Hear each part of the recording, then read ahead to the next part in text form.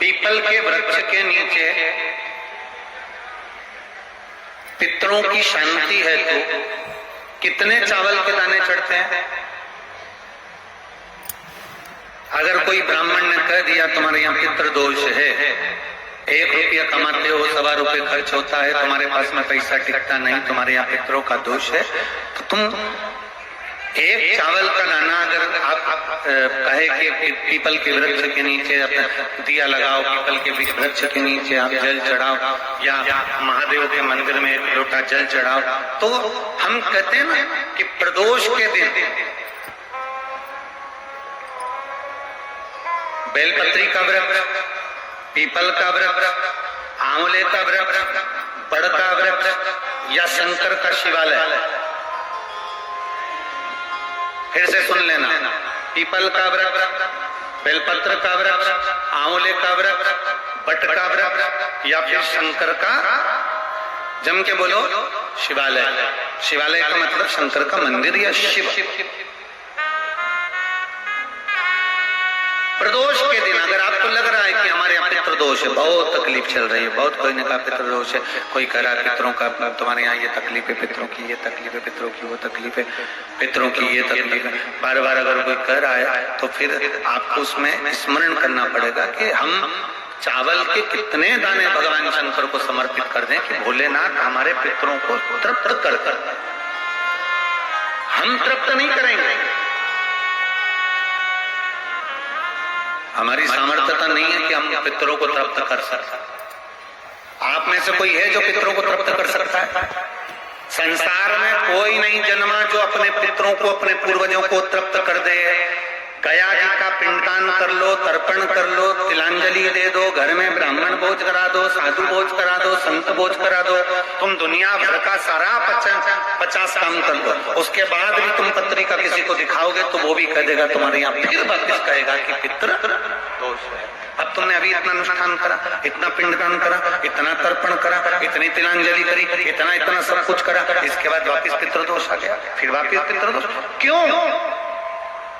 दुनिया में ऐसा कोई नहीं जन्मा जो अपने पितरों को तृप्त कर। आप अपने घर के लोगों को तृप्त नहीं करते, जो जिंदा है वो उनको बोलो रे भाई, चीजियों सही है कि गलत? जो जिंदा है,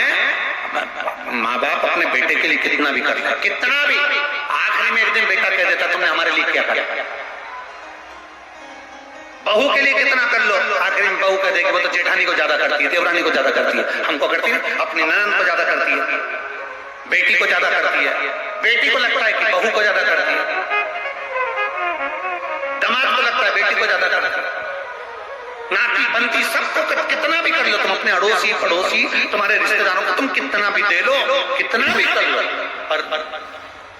जब ये तृप्त नहीं हुए तो वो बोलो तो कैसे हो जाएगा? अपनी सामर्थ्यता है, अपनी सामर्थ्यता है कि अपनी तृप्त कर ले हमको, अपनी कोई सामर्थ्यता नहीं है कि अपन पितरों को तृप्त कर ले, या अपनी सामर्थ्यता के अंतर्गत नहीं, ये अपनी सामर्थ्यता नहीं है कि हम अपने पूर्वजों को, अपने पितरों को तृप्त कर। तृप्त कौन करेगा?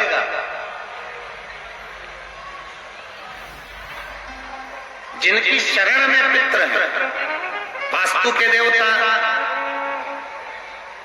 भगवान शंकर, काल सर्प दोष के देवता भगवान शंकर, जितने दोष होते हैं पितृ दोष के देवता भगवान शंकर, तो हम तृप्त नहीं कर सकते। अगर इनको तृप्त करेंगे तो देव अधिदेव महादेव करेंगे। आप 7 चावल के दाने, या तो पीपल, बेलपत्र, प्रेशर गला पकड़ रहा हल्का सा, पीपल, बेलपत्र, आंवला, बटवृक्ष या फिर शिवालय, प्रदोष के दिन 7 चावल के दाने आप इन जगह में से कहीं पर भी अगर आप समर्पित कर देते हैं तो उसके बाद आप जो जिंदगी जी रहे हैं और 3 महीने फिर आप अंदाजा लगा कर देखना कि आपने जो 7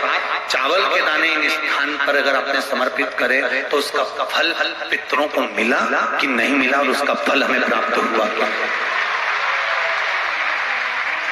ये वो स्थान है जहां प्रदोष के दिन 7 अच्छा चावल का दाना भी हमारे पितरों को, पूर्वजों को तृप्त कर देता है। कौन कौन सा स्थान वापिस बोलेंगे सभी लोग? पहला पीपल, दूसरा बेलपत्र, तीसरा आंवला, चौथा बटवृक्ष और 5वां शिवालय, शंकर भगवान का स्थान।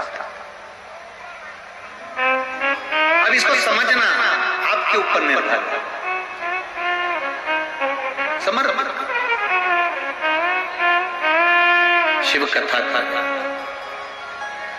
आपने सुना, सुनने के बाद आपने धारण किया तो उसका फल तुम्हें मिला। धारण करोगे तो फल मिलेगा। एक पत्र है, देखिए,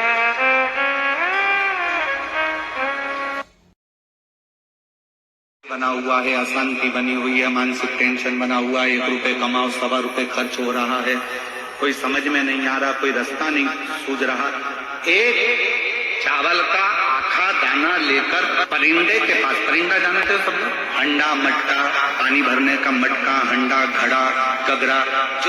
जो घर के रसोई घर में जो पानी का स्थान होता है, एक चावल का दाना रसोई घर में रखकर उस चावल के दाने को साथ में लेकर और 1 लोटा जल